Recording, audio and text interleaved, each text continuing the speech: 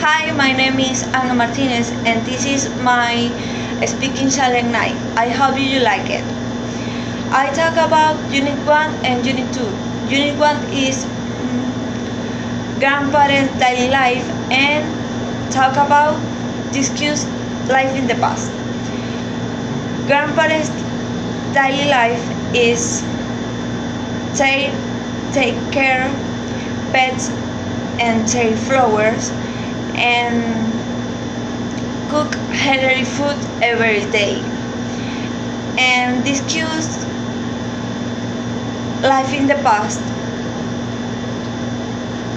and before people used to later and now will be used cellular and laptops and before people used to old machines and now will be used digital machines. And unit 2 talk about preparation for a trip. I have to buy the ticket, I have to prepare for suitcase, I have to put away my makeup. Anyway, talk about different kits of vacation.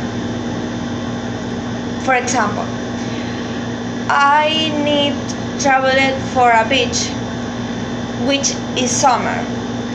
I for a travel the winter. I traveled in Merida. And pros and cons of tourism. For example, pros is knowing and learning for the fauna and flowers, and cons is pollution for the people. Thanks for watching my video.